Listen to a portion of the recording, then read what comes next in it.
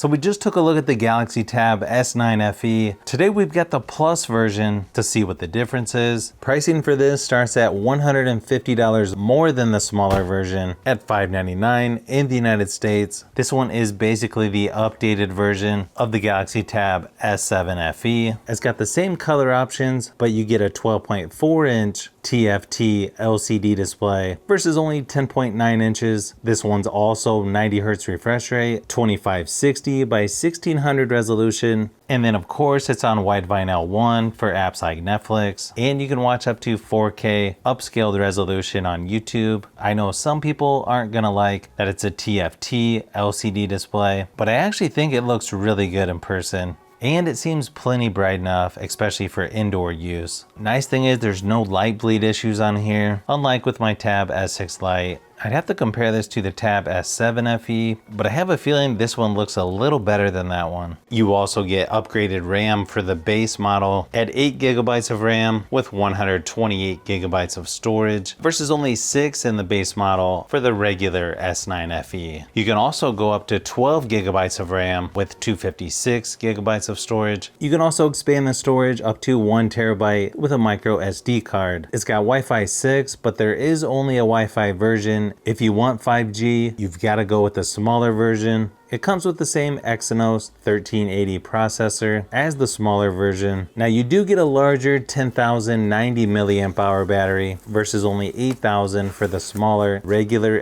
FE version. Unfortunately, it doesn't come with a wall adapter, just like the smaller version. I also went with the mint color for this Plus version as well. And yeah, I think it looks pretty good in person. Kind of hard to tell in video, but the color is pretty subtle, maybe a little bit more faded than I was expecting. Comes with a USB-C to USB-C charging cable, removal tool for the micro SD card, and of course, quick start guide as well.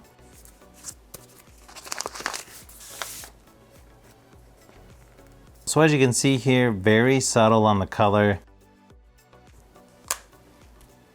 As you can see, a little bit harder to tell where the S Pen goes, but you just sort of line it up with the cameras, and it should snap right on.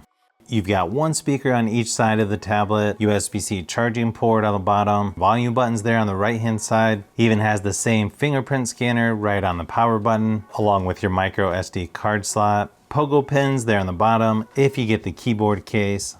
It looks like pretty similar bezels to the smaller version all the way around. When setting up, you got the option of face unlock, fingerprint, pin, password, and pattern. I would definitely recommend adding at least 2 fingerprints. That way it doesn't matter which way you're holding it, you can still unlock it. Of course, you still have the option of dark or light theme. Looks like the same wallpaper as the smaller version, but I assume that changes depending on which color you go with. Here's a quick size comparison, just so you can see how much larger the Plus version is next to the regular S9 FE. And again, almost identical setup, just a larger version.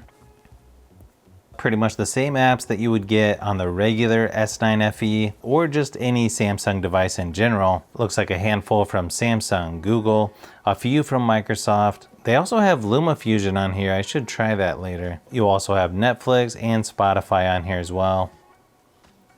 You've also got the choice of Google Discover Newsfeed or Samsung Free. As far as storage goes, it's only using about 24% of the 128 GB storage. It's currently on Android 13, One UI 5.1.1. If you go into settings under display, you've got motion smoothness, where basically you're just changing it from 60 Hz to 90 Hz. Obviously, it's going to be a little smoother at 90 Hz, but sort of personal preference. One thing I forgot to mention on the smaller version, the motions and gestures that you get are double tap to turn on the screen, to turn it off. You can also keep the screen on while viewing, or cover the screen to mute, palm swipe to capture. You've also got your shortcuts over here in the edge panel, which is kind of nice. You can customize it to put just about any app in there, or you can switch it from apps to live messages, people, smart select, tasks, tools, reminder, and clipboard. You'll also notice you have the taskbar down here at the bottom, all your apps over to the left. That's one thing I do like about Samsung. There's just tons of different ways to have shortcuts. Just makes it that much easier to use in my opinion. Up in the notification shade, you've got Wi-Fi, sound, Bluetooth, auto rotate, airplane mode, power saving, location, link to Windows, screen recorder, quick share. You've got Samsung DeX, smart view, nearby share, high comfort shield, dark mode, do not disturb, call and text on other devices. Second screen, you'll want to turn on Dolby Atmos, scan QR code, multi-control, and if that's not enough, you've got a ton of others to choose from here just by hitting the plus symbol. Just like the smaller version, the S Pen doesn't need to be charged, but it is nice that you can attach it to the back or the side of the tablet. And then of course, the same S Pen features as on the regular version. You've got Smart Select, Translate, S Pen to text, and of course, Air Actions as well. Nice thing is, you've got Samsung DeX on here, so it's gonna make it feel a little bit closer to a regular laptop. Only downside is, just like the regular Tab S9 FE, you don't get video out, so you won't be able to just connect a HDMI cable to view this on a larger monitor, TV, or projector. Probably not a deal breaker for everybody, because you can do it wirelessly, just something I thought I would point out. I also ran a battery drain test on here. It lasted about 7 hours, so basically the same as the smaller S9 FE, but you should have plenty of power to get you through a day or two of mixed usage, even longer if you turn the screen brightness down.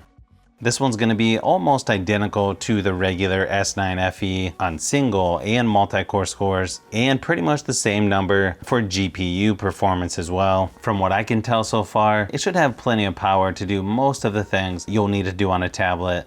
Just testing out PUBG Mobile and Asphalt 9, everything seemed to play fairly smooth. Again, it's going to be very similar gaming performance as the regular Tab S9 FE, but on a larger screen. You only have one speaker on each side of the tablet, so obviously it's not going to compete against the regular Tab S9, but still I feel like they're going to be loud enough for most people, especially for indoor use. Here's a quick sample just so you can see what it sounds like.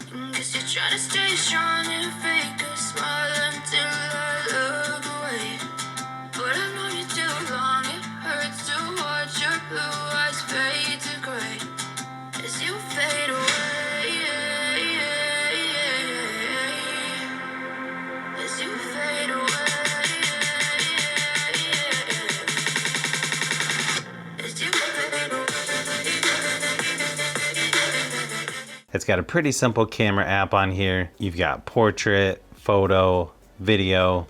Under more, you've got Pro Video, single take, night, food, panorama, hyperlapse, Bixby Vision, and AR Zone. For video recording, you can go up to 1080p resolution at 30 frames per second, and that's on the front and rear facing cameras. Shutter speed seems pretty decent on here. Let me give you a few samples of photo and video just to give you an idea of what to expect.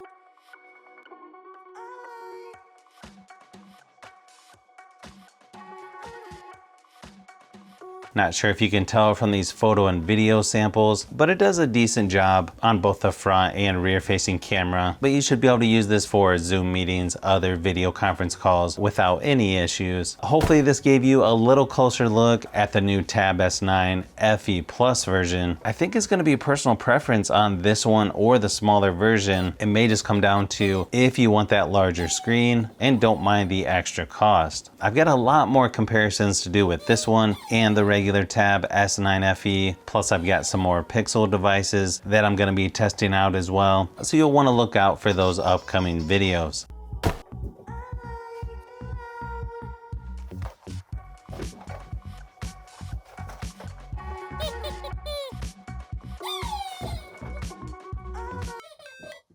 So if you've made it this far into the video, you may want to say thanks by subscribing, and don't forget to give a thumbs up if this video was helpful. This is Brian from Fishby Productions. Thanks for watching, and I'll see you on the next one.